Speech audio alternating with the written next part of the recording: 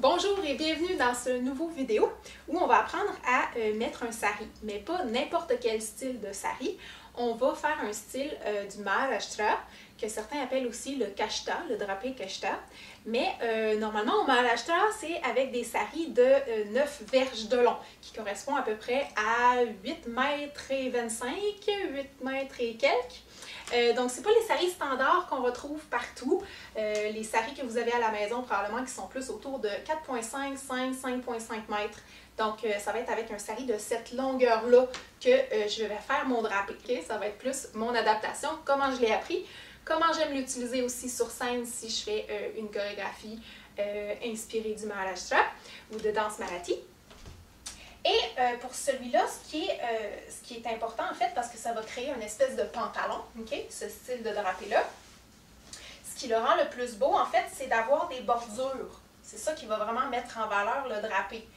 Alors, cherchez-vous un sari avec des belles couleurs ou qui a une belle bordure décorée, soit avec des broderies ou soit avec un tissé avec des couleurs un petit peu métallisées, des couleurs un petit peu satinées pour vraiment le mettre en valeur. Alors, le mien, c'est juste un sari de coton. OK, c'est pas du tout traditionnel. Ce qui est intéressant, en fait, c'est d'avoir des bordures aussi des deux côtés. Donc, à ce moment-là, vous allez vraiment voir toutes les bords du drapé. Alors, maintenant que vous avez votre sari dans les mains, c'est tout ce que vous avez besoin, ça et quelques épingles de sûreté. OK? Des épingles, d'autres qui appellent des épingles à couche. OK? Donc, ayez-en 3, 4, 5 à volonté avec vous pour ajuster le drapé. OK? Et surtout, si vous allez dans une soirée dansante avec votre sari, vous apprécierez avoir quelques épingles supplémentaires pour éviter que le drapé se défasse ou que vous vous enfargiez dedans, parce que c'est des choses qui arrivent. Alors, sans plus tarder, je vais faire toutes les étapes bien détaillées. Succès garanti, premier coup. Alors, vous avez votre palou au sari, normalement, qui est la partie plus décorée, colorée. Cette partie-là va aller sur votre droite. Ah oui, à droite. Et l'autre partie, bien entendu, à gauche. Et là, vous allez vous placer devant votre sari. OK? Et là, le beau côté devrait être en arrière. C'est même pas mon cas. Ah, voilà. Donc, le beau côté du sari, il est derrière vous. OK? Ça aussi, c'est important. Et si vous avez seulement une bordure ou une bordure qui est plus décorée que l'autre, c'est celle qui va en bas. Parce que normalement, si on met un sari drapé normal, c'est cette bordure-là qu'on voit comme la jupe. Si on veut du sari, ça va être en bas. Donc, on va prendre le même principe, on va laisser ça sur notre gauche et en bas. Maintenant, on va s'occuper de la partie qui se trouve sur votre gauche. Et je veux avoir une longueur particulière. Ça dépend de votre grandeur également et de votre longueur de bras. Moi, ce qui marche bien, c'est à partir du bout des doigts. Et je vais aller jusqu'à peu près un peu en bas de la hanche, OK? Au niveau de la fourche peut-être. Et ça, c'est ma longueur qui convient le mieux. OK? Donc, je vais garder cette longueur-là sur ma gauche. OK? Ça, c'est ma mesure. Je mets le sari autour de ma taille. Et là, je vais aller créer deux petites oreilles de lapin pour faire un nœud en avant. Donc, à partir de ma longueur ici, je vais juste replier pour faire mon oreille. Même chose de l'autre côté. Okay. Une étape à la fois. Et on va faire deux nœuds avec ça. Et faites-les bien serrés. Pas trop, on respire. Et la hauteur, ça dépend de vous aussi. Il y en a qui préfèrent un peu plus haut. Moi, c'est la longueur qui me convient. Et on voit ici que c'est bien serré.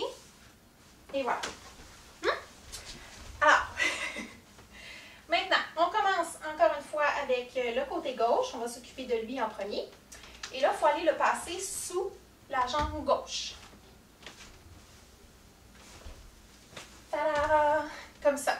Donc, la partie qui est à votre taille devrait passer en dessous ici et devrait être encore dans votre main. Et l'autre partie, c'est ce qui crée la bordure du pantalon, du sari, en bas. OK? Donc, on voit que ça s'enrubane comme ça.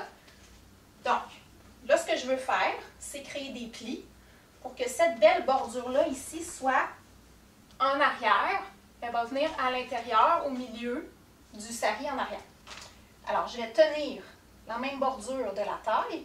Le beau côté est ici, en arrière. Et avec la main gauche, on va faire des plis. Donc, pour faire des saris, peu importe le type de sari, c'est à peu près toujours le même principe. Vous tenez la bordure ici, pouce, petit doigt, ou troisième, si vous avez des grandes mains. Et après, ça va être index majeur qui tient l'autre partie. Et là, avec l'autre main, vous allez tout simplement plier, aller chercher le bord ici. Et même chose quand on vient de l'autre côté. Et on va faire ça pour toute la longueur du tissu qui est disponible. OK? Et là, le dernier, moi, j'aimerais bien qu'il reste sur le dessus. Donc là, on voit que j'ai fait des plis un petit peu trop minces. C'est correct. On ajuste. Je vais les refaire. Comme ça, ça va vous permettre de voir très bien. Donc, je vais les faire peut-être un peu plus larges. Pour qu'à la fin, on voie la bordure décorative sur le dessus. OK? En même temps, ça va vous pratiquer. Hein? Bon, donc ça, on veut que ça reste bien en place. Je pourrais mettre une épingle à travers tous les plis. Ça, m'assurer qu'il reste bien en place. Et on va aller le mettre en arrière, comme je disais tantôt, au milieu du sari. Et vous n'avez pas besoin de le mettre dans vos pantalons ou quoi que ce soit, ça devrait tenir tout seul. Le sari, c'est pas extensible. OK. Donc ça, c'est réglé pour ce côté-là. On peut arranger un petit peu les bordures. OK. Si votre côté-là est un peu trop long, ce serait bien de le refaire pour que ce soit un peu plus serré. Donc à la cheville ou un peu en haut, ça va vous éviter de trébucher dedans. Et là, on va s'occuper du côté droit. Le côté droit, même chose, on va le passer en dessous de la jambe. Yep. Vous pouvez vous pencher ou lever la patte, selon votre flexibilité. OK? Et là, je me retrouve avec un long bout. OK? Je tiens le ruban qui était rattaché à ma terre, encore une fois. Et là, j'ai l'autre ruban qui est rattaché à mon pied.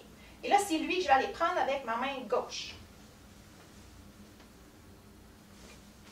Ça ici, là, je vais venir le prendre encore une fois avec ma main gauche pour faire des plis. Donc, le beau côté est ici. Et là, je veux faire des plis. Ce côté-là, cette bordure-là, c'est la dernière qu'on va voir sur l'épaule gauche. OK? Donc, je veux qu'elle soit par-dessus et je veux qu'elle ouvre vers la gauche parce que c'est la bordure ici qui va être sur l'épaule qui va dépasser. Tandis que l'autre bordure, c'est la bordure qui va être en dessous, qui va passer sur le tronc ici, qui va fermer le drapé, qui va fermer le truc. Donc, je veux qu'elle ouvre vers la droite en terminant. Elle va être dessous, mais elle va ouvrir vers la droite. Alors, on prend la bordure, même principe que tantôt. Je vais faire des plis. Je le tiens avec ma main gauche. Alors là, ça se peut que je ne réussisse pas du premier coup. C'est des choses qui arrivent. Et celle-là, je vais peut-être la laisser un peu plus large parce que c'est beau quand ça dépasse un petit peu l'épaule, que c'est un peu plus large que les autres plis. Donc, je vais commencer un petit peu en avant. Et là, je vais procéder pour le reste de la longueur. Et on se rappelle, hein, celui-là doit finir sur la droite. Tadam! J'ai réussi du premier coup. Et encore une fois, on pourrait le sécuriser avec une épingle pour être sûr que pendant qu'on arrange tout le reste, ça va rester tel quel. Et voilà. Donc, une épingle. Celle-là, on va pouvoir l'enlever après. Alors, j'ai tous mes plis. Super! Et là, en le tenant comme ça, je vais repérer. Et ça, c'est un peu plus facile quand c'est en coton ou en soie. On voit un peu mieux les plis, okay? Tout dépendant de votre style de sari. Ça va peut-être être un peu différent.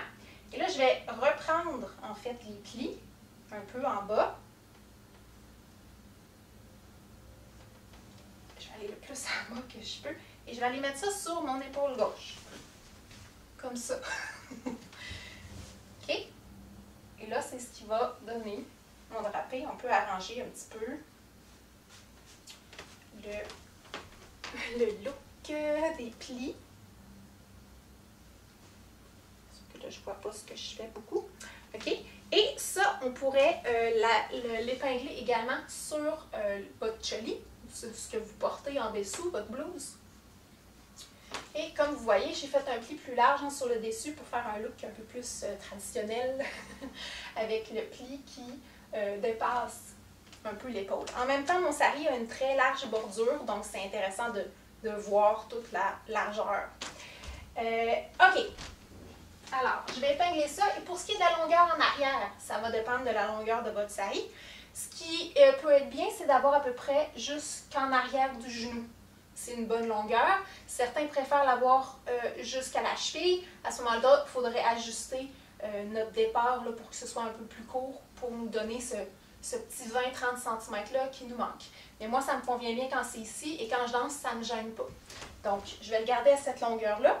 Et en même temps, on peut voir ici au pied, la longueur est similaire à droite et à gauche. Donc ça aussi, on porte attention, mais on va pouvoir l'ajuster un petit peu juste après. Donc, j'épingle, et comme vous le savez, et comme je le dis dans tous mes tutoriels, vous épinglez en dessous, dans votre blouse ou votre choli. Là, on ne voit pas très bien, là, mais je pique dans ma blouse, et après, je vais piquer dans tous les plis de mon sari. Et je repique dans le sari et je repique dans la blouse. Et comme ça, l'épingle reste non visible à l'intérieur et tout est sécurisé. OK? Bon, il nous reste maintenant un petit bout un peu lousse en arrière, okay, qui est relié à ça ici, à la bordure qui est en dessous. Donc, elle, on peut la laisser relativement ici aussi, si vous préférez, ou bien plus sur le tronc. Et là, à ce moment-là, il faut que je gère ça ici, qui est lousse. Alors, ce que vous pouvez faire, c'est quelques petits plis ou juste un moton. Ça dépend de votre patience. Juste ramasser un petit peu le tissu. Et là, je vais aller mettre en dessous de ma bordure ici en arrière. Vous pouvez le mettre à côté ou plus propre, vous pourriez le mettre juste en dessous. Et encore une fois, je rentre ça à l'intérieur de mon sari. Et là, tout est là. Vous pourriez mettre une épingle à nouveau ici pour s'assurer que ça ne se défasse pas. OK, pour l'instant, mais comme ça, ça me convient. Je ne vais pas marcher 30 km avec. OK? Donc ça va être le look en arrière, final. Et en avant, vous pouvez laisser ça tel quel ou mettre une ceinture par-dessus les plis en avant et ça va aller en arrière du palou. Ou bien, chose que j'aime bien faire, qui ne fait pas partie vraiment du drapé original, okay, c'est d'aller chercher le petit lousse de ma jambe gauche qui me reste du tout début. Donc là, vous voyez qu'on voit aussi à l'intérieur. Hein? Donc, portez des leggings, s'il vous plaît, en dessous. Donc l'autre qui est bien sécurisé, ça va bien. Et l'autre côté, j'ai un petit restant de tissu. Donc, je vais aller prendre une petite partie de ça et en fait, je vais aller le mettre par-dessus le nœud. Donc, je vais vous montrer ce que ça donne. Je prends juste ça ici, la bordure, je prends une petite partie et je vais aller la remonter ici et la mettre dans le sari également. Même chose, si vous voulez mettre des épingles, vous pouvez. Et là, c'est intéressant parce que j'ai déjà une bordure, donc ça fait comme un look de pantalon, de dhoti un petit peu. Et ça fait un peu plus neat, un peu plus soigné en avant. OK? Comme ça. Et voilà, normalement c'est fait, c'est réglé. On peut arranger un peu les bordures. Et vous avez votre style Maharashtra sari avec pantalon. Maintenant, petit conseil, si vous allez danser, d'ailleurs je pourrais enlever ça, hein. Ça va être bien plus joli. Tada! OK. Maintenant, si vous bougez beaucoup, si vous allez danser, peut-être que ça va se défaire et que vous allez vous en mettre le pied dedans. OK? Ça m'est déjà arrivé. Donc, ce que vous pouvez faire pour éviter que ça se produise, c'est d'aller mettre une petite épingle là où les bordures, où les deux pans de tissu se croisent à la jambe. Donc, vous pouvez tester, mettre les épingles, marcher un peu, voir si ça tire, si ça marche bien. Donc, ce que je fais, c'est que je passe en dessous du sari, tout simplement pour pas qu'on voit l'épingle. Et là, je vais mettre l'épingle à la jonction. Je vais prendre les deux pans de tissu ensemble. Et là, je remets ma bordure. Donc, vous voyez, je l'ai mis quand même assez haut pour garder l'illusion que ça tient comme ça naturellement. OK? Et là, comme ça risque beaucoup moins de se défaire si je monte la jambe ou si je la tords de tous les sens. OK? Ça va être un peu mieux. Je pourrais la mettre un petit peu plus serrée encore. Et on pourrait faire exactement la même chose de l'autre côté.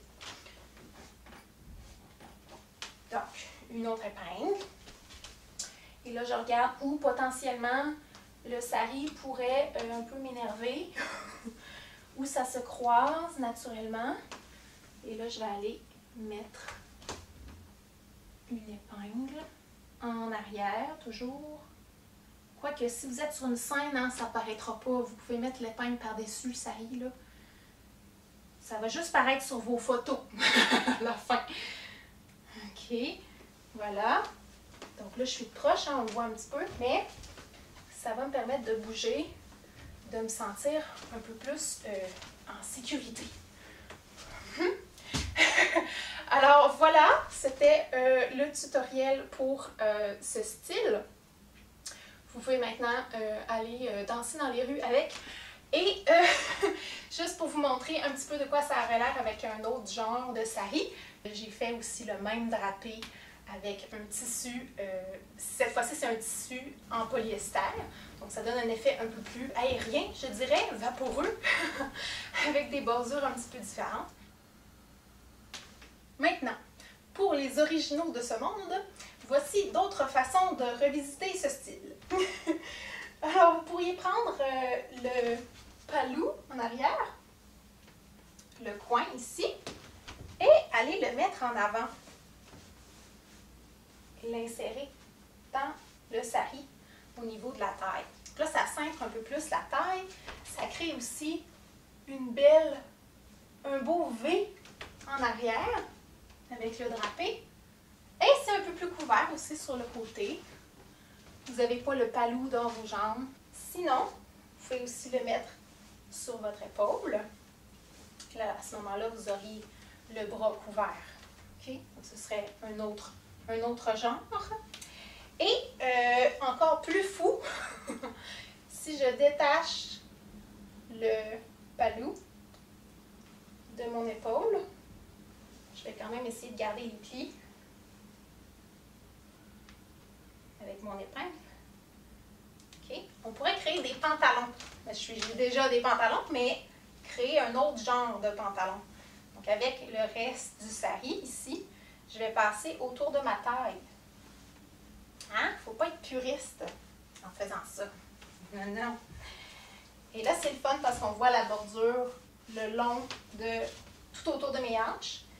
Et je vais passer la fin ici en dessous de mon sari pour aller le serrer un petit peu.